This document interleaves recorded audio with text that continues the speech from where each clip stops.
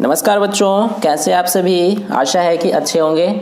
और इस वीडियो में हम करेंगे अपना प्रश्न संख्या 6 और 7। ठीक है बच्चों, इसके पहले अगर सभी वीडियोस नहीं देखे हैं आपने, 1 से लेके मैंने 5 तक के सभी वीडियोस कवर कर दिए हैं, तो आपने नहीं देखा है तो यहाँ आई बटन पे क्लिक करके देख सकते हैं, या फिर इस वीडियो के ख़त्म होने के बाद देख सकते हैं। और अगर आपको इसके लास्ट क्वेश्चन जैसे कि 8 और 9 को देखना है तो वो भी यहाँ पर आप आई बटन पर क्लिक करके देख सकते हैं। ठीक है बच्चों, तो चलिए हम शुरू करते हैं, अपना प्रश्न संख्या 6 का हल करते हैं। तो देखिए बच्चों, इसमें क्या है कि P बटा Q के रूप की परिमेय संख्याओं के अनेक उदाहरण लीजिए जहां P और Q पूर्णांक है जिनका एक के अतिरिक्त अन्य कोई उभयनिष्ठ गुणनखंड नहीं है और जिसका शांत दशमलव निरूपण है। क्या आप यह अनुमान लगा सकते हैं कि Q को कौन सा गुण अवश्य संतुष्ट करना चाहिए? तो चलिए शुरू करते हैं। देखिए, हमें इसमें उदाहरण पूछा गया है, तो उदाहरण लिख देते हैं। जैसे कि आप देख सकते हैं 51/4। ठीक है, इसमें क्या है, P बटा Q के रूप में हमने लिखा है इसको। और इनमें दोनों में क्या समानता है कि दोनों का गुणनखंड, उभयनिष्ठ गुणनखंड सिर्फ 1 होगा। ठीक है बच्चों, यानी कि दोनों संख्याओं का गुणनखंड करेंगे तो एक ही ऐसी संख्या होगी जो दोनों में आएगी। इसके अलावा उनका गुणनखंड में कोई और ऐसी संख्या नहीं होगी जो दोनों में समान होगी। तो यही इसका मतलब है। अब इसका दशमलव प्रसार क्या होगा, 12.75। ठीक है बच्चों, तो ये क्या है, शांत दशमलव प्रसार है। तो ऐसे ही हमको कुछ और उदाहरण लेने हैं। जैसे कि अब एक और एग्जांपल लेते हैं, 1/5। ठीक है बच्चों, इसका दशमलव प्रसार क्या होगा, 0.2। ये भी क्या है, एक शांत दशमलव प्रसार है। इसके अलावा आप ले सकते हैं 329/400। इसके अलावा और जैसे कि 33/8।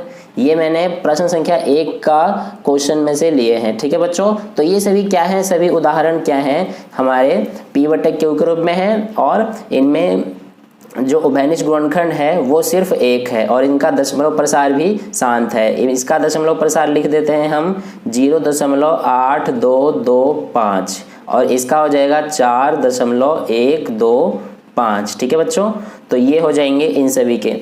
अब यहाँ पर हम लिख देते हैं इनके कि इन सब के अभाज्य गुणनखंड क्या है। जैसे कि 51/4, इसका अभाज्य गुणनखंड क्या लिखेंगे कि 4 के अभाज्य गुणनखंड। तो अभाज्य गुणनखंड करेंगे इसका तो क्या आ जाएगा बच्चों, देखिए 4, इन सभी में जो Q है, Q का हम अभाज्य गुणनखंड करेंगे। ठीक है, तो Q इसमें 4 है तो 4 का अभाज्य गुणनखंड क्या होगा, 2 × 2 यानी कि 2 का स्क्वायर। ठीक है, 5 का करेंगे तो लिखेंगे 5 के अभाज्य गुणनखंड। तो 5 का अभाज्य गुणनखंड क्या हो जाएगा, 5 × 1 होगा यानी कि 5 ही रहेगा। ठीक है बच्चों, इसके अलावा आप 400 का अभाज्य गुणनखंड करेंगे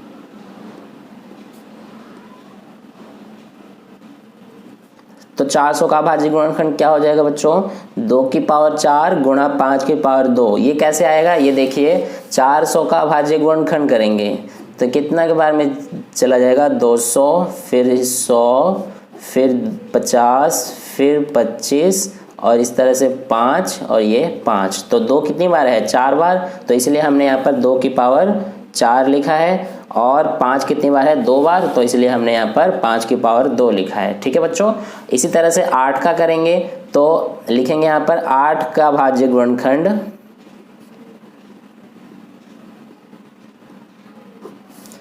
तो क्या हो जाएगा बच्चों, 2 × 2 × 2 यानी कि 2 की पावर 3। ठीक है, तो अब आप इन सब में क्या समानता देख रहे हैं, सभी चारों एग्जाम्पल जो हमने लिया है उन चारों एग्जाम्पल में क्या समानता है, सभी का हम अभाज्य गुणनखंड कर रहे हैं। तो या तो 2 आ रहा है या 5 आ रहा है, इसके अलावा और कोई ऐसी संख्या नहीं है जो कि इन सभी शांत दशमलव प्रसार के अभाज्य गुणनखंड में आ रही हो।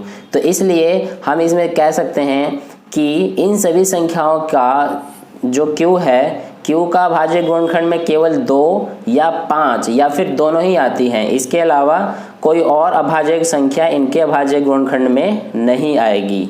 तो ये बात हम यहाँ पर लिख देंगे कि इन संख्याओं के Q के अभाज्य गुणनखंड में केवल संख्या 2 या 5 आती हैं। इसके अलावा कोई और अभाज्य संख्या इनके अभाज्य गुणनखंडों में नहीं आती हैं।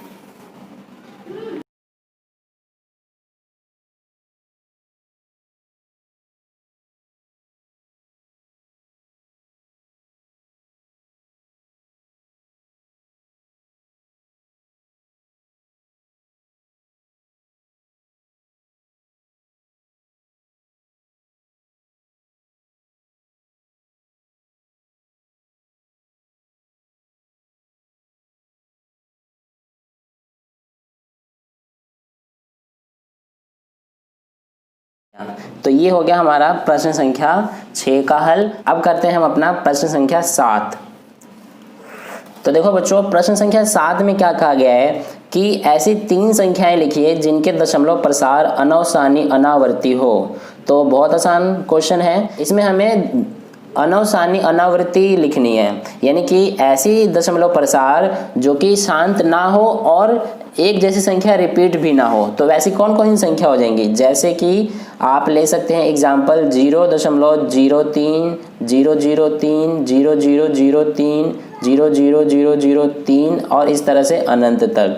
ठीक है बच्चों, इसके अलावा और दूसरा लिख सकते हैं एग्जाम्पल 1.110, 1100, 1100, 1140, इस तरह से अनंत तक और हम लिख सकते हैं। इसके अलावा आप एग्जाम्पल ले सकते हैं जैसे 0.01, 001, 0001, 00001, इस तरह से अनंत तक। तो ये सारी संख्याएं, इसके अलावा भी आप लिख सकते हैं, कई सारी संख्याएं हो सकती है, असंख्य। तो ये सभी होती हैं अनावसानी अनावर्ती संख्याएं। ठीक है, इनको हम अपरिमेय संख्याएं भी लिख सकते हैं, अपरिमेय संख्याएं भी इसको हम कहते हैं। ठीक है बच्चों, तो ये हो जाएंगी हमारी अनावसानी अनावर्ती संख्याएं। तो कैसा लगा आपको मेरा वीडियो? आप इसके बाद 8 और 9 प्रश्न का हल यहाँ पर क्लिक करके आप देख सकते हैं, और अच्छा लगा हो तो ज़रूर लाइक करें, अपने दोस्तों के साथ शेयर करें, और अगर आप चैनल पर नए हैं तो लाल कलर का बटन ज़रूर दबाएं। तो धन्यवाद बच्चों।